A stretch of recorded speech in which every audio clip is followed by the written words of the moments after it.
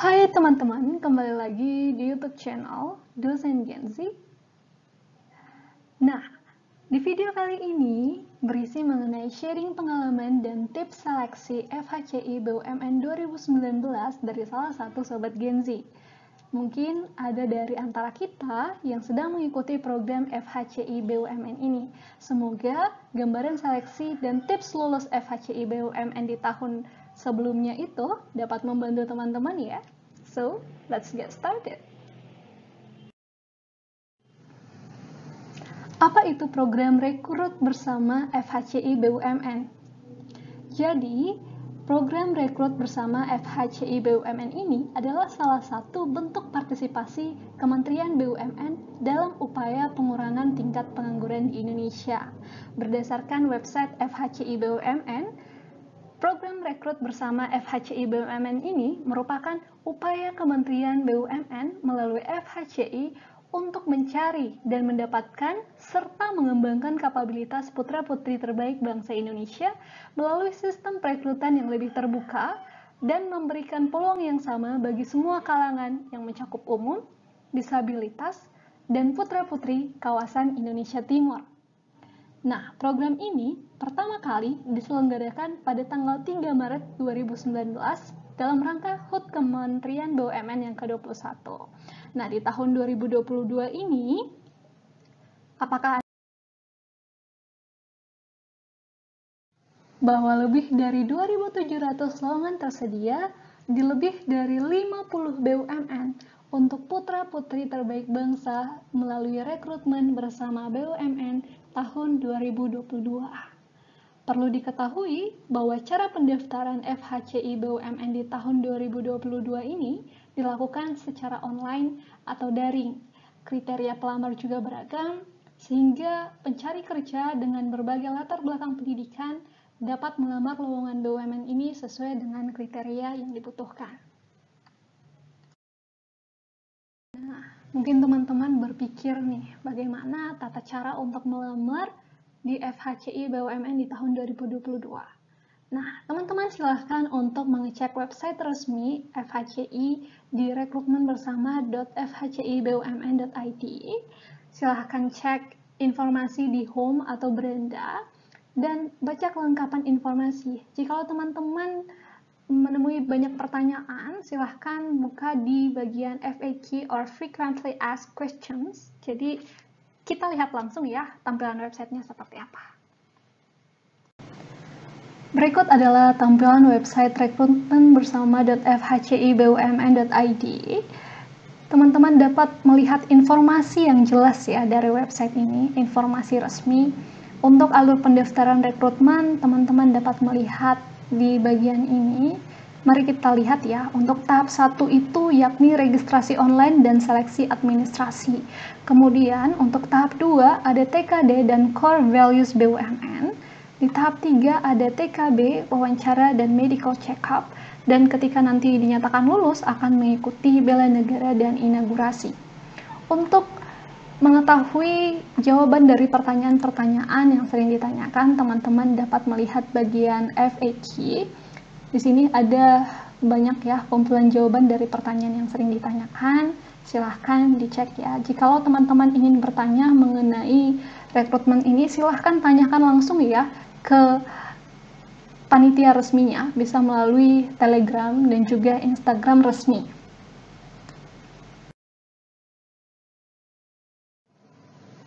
Nah, setelah teman-teman membaca tahapan tes FHCI BUMN di tahun 2022 dari website yang tadi, sekarang kita coba lihat dulu ya tahapan tes FHCI BUMN di tahun 2019 itu apa-apa saja.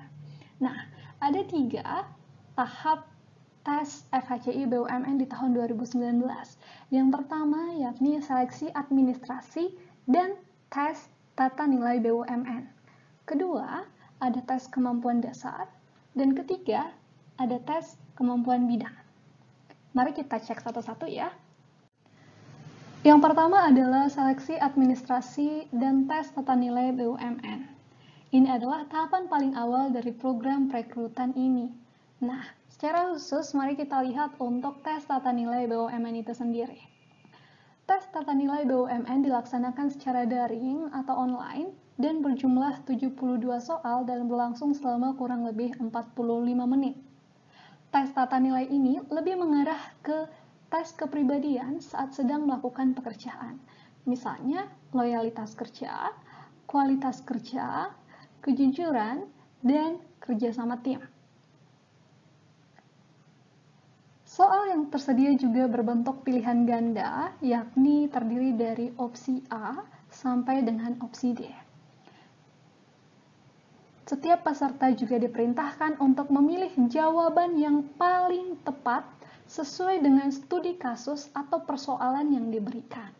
Nah, poin terakhir ini sangat penting ya. Nah, mari kita lihat yang kedua. Tes kemampuan dasar.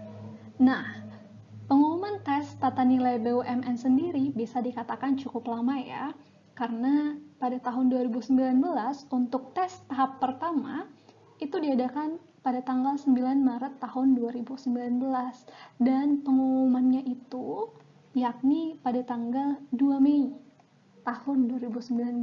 Jadi ini waktunya kurang lebih 2 bulan ya. Berbeda dengan tahun 2022 yang terbilang cukup singkat, semoga untuk proses seleksinya tepat waktu ya teman-teman.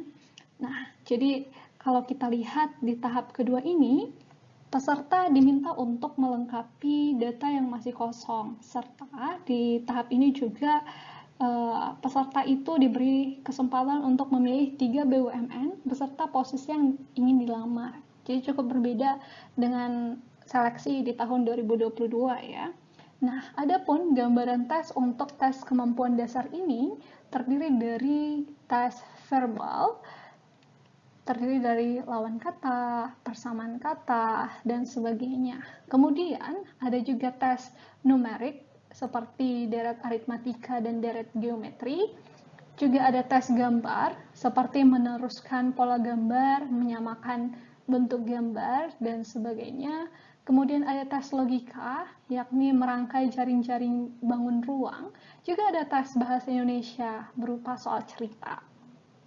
Untuk alokasi waktunya kurang lebih 105 menit ya teman-teman, dan setiap tes memiliki batas waktunya masing-masing.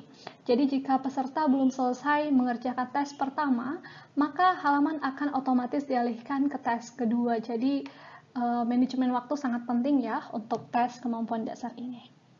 Nah, beberapa tips untuk menghadapi tes kemampuan dasar. Yang pertama, teman-teman dapat membuat grup belajar. Bisa terdiri dari 3-5 orang. Orang-orangnya dari mana saja, teman-teman bisa memanfaatkan media Telegram. Teman-teman dapat menemukan beberapa teman di sana. Mungkin teman-teman yang sebelumnya pernah ujian di tahun 2019. Jadi bisa berbagi pengalaman juga ya.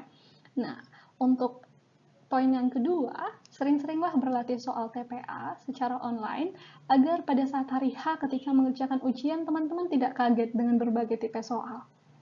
Yang ketiga, ketika menghadapi ujian tes kemampuan dasar, teman-teman diharapkan untuk menyiapkan kertas dan pensil sebelum tes berlangsung karena itu pasti sangat dibutuhkan. Yang terakhir, berdoalah dan yakinlah bahwa teman-teman bisa melewati tes tersebut. Nah, setelah melakukan tes kemampuan dasar, peserta akan diberi pengumuman kelulusan melalui email dan juga dari website. Jadi, peserta bisa tahu akan lolos di BUMN pilihan yang keberapa. Setelah itu, peserta yang lolos di salah satu pilihan BUMN yang dipilih akan diserahkan ke BUMN terkait untuk melakukan tes kemampuan bidang.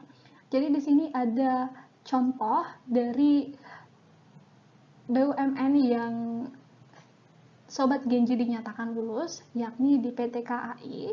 Jadi untuk tes kemampuan bidang di PT KAI itu terdiri atas seleksi administrasi, tes kesehatan awal, tes wawancara, dan tes kesehatan akhir. Berikut adalah tampilan email pengumuman tahap kedua. Nah, oke, jadi setelah ini, peserta diminta menantikan informasi yang selanjutnya dari masing-masing pihak BUMN. Jadi sistem pelaksanaan dari tes kemampuan bidang ini sudah bukan FHCI lagi yang menghandle. Hanya saja masih tetap dikawal pengawasannya. Jadi setiap BUMN memiliki tahapan tes yang berbeda-beda ya. Ada yang dilakukan secara daring atau online, dan ada juga yang dilakukan secara luring atau offline.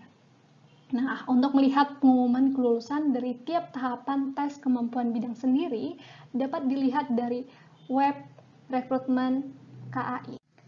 Sedangkan untuk pengumuman kelulusan akhir dari seluruh rangkaian tes akan diinformasikan via website FHCI dan di email ke email masing-masing peserta. Jadi secara umum, rata-rata tahapan tes terakhir dari seluruh perusahaan BUMN adalah tes medical check-up, teman-teman. Jadi persiapanlah yang baik, kurangi konsumsi obat-obatan, perbanyak konsumsi air putih, dan rajinlah berolahraga. Nah, secara khusus untuk persiapan TKB ini sendiri, untuk tipsnya, teman-teman akan dihadapkan dengan HRD dan manajemen sumber daya manusia dari perusahaan yang teman-teman lamar. Jadi, siapkan diri semaksimal mungkin, berlatihlah dengan grup kecil yang fokus untuk menghadapi TKB, dan latihan. Nah, jika sudah menjalani semua tes tersebut dan apabila telah dinyatakan berhasil lolos seleksi, peserta akan diarahkan untuk mengikuti inaugurasi serta acara bela negara selama 10 hari di 4 kota terpilih. Kemudian, peserta baru diserahkan kepada BUMN masing-masing untuk kelanjutan proses dan mulai bekerja. Nah, demikian sharing pengalaman dari Sobat Genci yang telah menghadapi tes FHCI BUMN di tahun 2019. Satu quote dari Nelson Mandela, kemuliaan terbesar dalam hidup tidak terletak pada tidak pernah gagal, tetapi dalam bangkit setiap kali kita gagal. Special thanks to Fristanti Maulidia. Semoga video ini dapat membantu teman-teman untuk menghadapi tes FHCI BUMN tahun 2022. Thank you for watching. Like jika suka video ini, dan subscribe jika ingin berlangganan. Sampai jumpa!